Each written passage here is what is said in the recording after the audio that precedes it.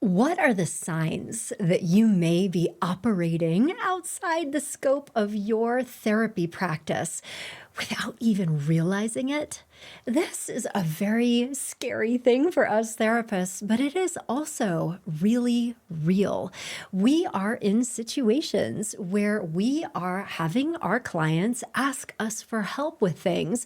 Hopefully, most of it we are qualified to do, but some of it is stretching that line a little. And that's why, as therapists, we all need a lot of clarity around what is in our scope of expertise, what is in a middle area where we can learn, grow, develop, and practice ethically, versus what is in a red zone where we really are not qualified and we need to make a referral.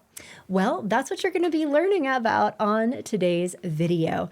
So stick with me, and by the end, you will learn the top signs that you are actually practicing outside the scope of your practice. And you'll also learn the processes and systems that you can put in place to safeguard against this from happening in the first place. I'll also be sharing a lot of free resources for you so that you can continue learning and growing.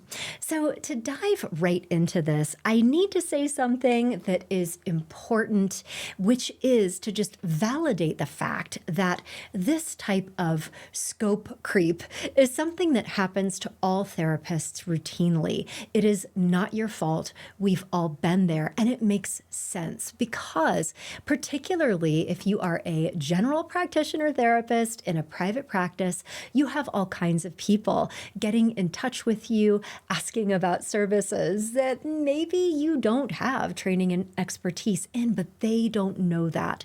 Many clients think that therapists are all the same. We know that we're not, but that's part of what we need to educate people around is what is our specialty. But additionally, and here's something that is also very common, you're working with a current client, you have a fantastic relationship, there's a lot of trust that's built. They're doing great work, and over time, their needs evolve. So the same client that originally got in touch with you for help with their relationship is now 6 months later in a much better place with their relationship, but now they're trying to figure out their career and they're asking you for help. This is one of these moments when you have to decide, do I have the qualifications necessary to help them explore their career options, maybe make a pivot, or is this a moment where ethically I really need to refer? And that can be difficult to figure out because a general practitioner therapist will know a little bit about a lot of different things, and what's too little. That's what we need to figure out. So here are the top signs that you might be practicing outside of your scope. First of all, you are second guessing your interventions. So you're talking with a client in session, and then after they leave, you have that moment, and then you start Googling after your session is over. What are the best practices for treatment of somebody with XYZ disorder? Or perhaps it's a specific client population that you haven't really worked with before. Cultural norms of X, Y, Z, okay. So this is a sign that you're venturing into unfamiliar territory. Now, we can have a yellow zone, and that's okay. I'll be telling you how to manage that well in later parts of this video. But the second top sign you need to be paying attention to is if your clients aren't progressing, if they're not making meaningful progress, or worse, they are stagnating, getting stuck. It could be because you are not the right fit for the issue that they're bringing to the table. You don't have the expertise that they need in order to be able to move forward. A third sign that you may be practicing outside of your scope is if you are avoiding talking about some of your cases in consultation or supervision. So you're hesitant to bring up some of these cases because, like, subconsciously you're worried someone will say, yeah, probably need to refer that client and maybe like have some shame thoughts around that, that's a sign. That is a red flag. And there is no reason to be ashamed. Successfully and competently referring clients is part of what we do. It is ethical, it is courageous, it is part of this experience, and it is always a good thing when you are referring a client because you're self-aware enough to say, nope, this is outside of my scope of practice and someone else would do a better job. So there's that. But then lastly, if you feel uncomfortable explaining your approach to a client who's asking, so what do you see as being the path forward here? Like, what is the prognosis, doc? Like, if you cannot clearly and confidently articulate a case conceptualization around here's what's going on, here is the modality that we're using, and here's how it's going to help you. It will reduce your symptoms, or you'll experience these different outcomes if we keep going in this direction. It is likely because you don't have a solid roadmap in place to help this person with their presenting issue attain that desired outcome. And that means that you don't have the expertise to be their partner in this. And this is absolutely okay. This happens to all of us. We cannot be all things to all people. So here are the practices that I advise to help you stay in your lane. These are the practices that I teach my clinical supervisees, and these are the ones that I use with my own clients in my own practice. So, step one is to create clarity for yourself around what is in your area of expertise, what is not in your area of expertise, and what is in a development zone. So we use a stoplight method, green light, and write these down in a column. This is my area of expertise. I am a couples and family therapist. I'm a board certified coach and emotional intelligence. Like if people want these things, come on in. I also have a yellow zone. These are things I'm working on, or on a scale of 1 to 10 in terms of expertise, maybe I'm at a 5 or a 6. I can do a little bit of it, but when it gets too advanced, I need to refer. And then I have a red zone. For me personally, there are so many things in this red zone. Anything related to addictions counseling, eating disorders, serious mood disorders like bipolar, trauma. I mean, like I have a long list of things that I don't do because I have a lot of clarity about what I do. And so you need to have that clarity for yourself. A free resource that you can access right now. Click on my list of videos and check out how to identify your niche as a therapist to help you get more clarity around where you are professionally, what you want to specialize in, because if you don't have that, you really need one.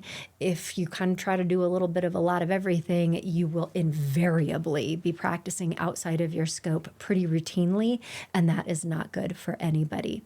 So that's step one. Now, step two is to build your referral network. One of the best things we can do is to have a fantastic network of other professionals around us. So whenever we're with a client who wants something that maybe is not in our wheelhouse, we can say, you know what? I am not the right person to do this with you, and I know a fantastic trauma-focused psychologist. I know that you will have a great experience with them. Here's their website or whatever it is. I have people for trauma work, career counseling, mood disorders. Make sure you know a really good psychiatrist or 3 or a psychiatric nurse practitioner. I mean, we need to have these people in our professional networks in order to do a good job. And when we think we're probably getting outside of our scope of practice, be able to handle that really well with our clients. Now, the next thing is to prioritize consultation and supervision. Have people in your life who love you enough to say, no, that's actually not imposter syndrome. You are probably practicing outside the scope of your practice, so that if you are in your development zone, You can be consulting, getting outside perspective, having accountability to continue learning, reading, taking additional courses, whatever it is, running a case past somebody so that you are sure that, yes, I am in my yellow zone and I am developing, I am learning, but I'm also confident that I'm doing a good job with this client because of XYZ, right? Additionally, you can have consultation, supervision, or mentorship to give you feedback around, yeah, you're probably in your red zone, or this is orange to red, and it would probably be better for everybody if you were to make a referral, and to do this with love. So you need an emotionally safe environment of professionals who love you, who know you, and you must be brave enough to be talking about your most challenging cases out loud. Now, of course, a great strategy to avoid practicing outside our scope is to continue developing our scope of competence. And this is through continuing education. In this career, yeah, we have to do it to maintain our licenses, but to really invest in professional development and continuing education that helps you authentically and legitimately expand your domain of expertise is absolutely essential. So take the workshops, attend the conferences, take courses, stay up to date on latest research. And if you decide that you want to do something, especially something new, become certified, take a course. I can't tell you how many times, especially recently, I see therapists tacking coach on after their title without having had education, training, or certification. And they do not understand the process of coaching. They don't really know the differences between coaching and counseling. And there's a lot of risk in that. So if you didn't get licensed in marriage and family therapy and you want to learn with couples, work with couples, look for a training program and an externship. If you know you want to coach, attain a board certified coaching credential, which is the type of coaching credential that therapists get from a reputable continuing education provider. So that is how we grow and develop. And then very lastly, have a clear process and communication plan that allows you to set clear boundaries with clients. This starts with your own self-awareness. You need to know what is within your competency and what isn't so that you can communicate that to your clients. But frame this to them as an act of love for them. When you say, thank you so much for trusting me with this situation, and I would love to help you. But because I care so much about you and your outcomes, I need to refer you to somebody who specializes in this because you deserve to have the best experience and the best outcomes. And I know that I specialize in other things. So here's that number. It shows integrity, and your clients really respect that. Additionally, one last tip, a fantastic way of ensuring that you can stay in your lane as a therapist, especially if you are in private practice, is by having a healthy business. If you have all kinds of clients, lines of people out the door waiting to work with you, it becomes much easier to say no to the people that, well, maybe, but I'm probably not the best fit, versus if you are sweating it and you don't have enough clients and it feels very stressful for you financially, that is going to be a lot of pressure to say yes to clients that you really should be saying no to. So one of the best ways you can have an ethical therapy practice is to have a healthy therapy practice. I have a resource for you there. There is Creating Financial Success as a Therapist. I did a podcast on this a while ago. Additionally, you can look into my video list and find Identifying Your Niche as a Therapist. And actually, let's just put that video right here.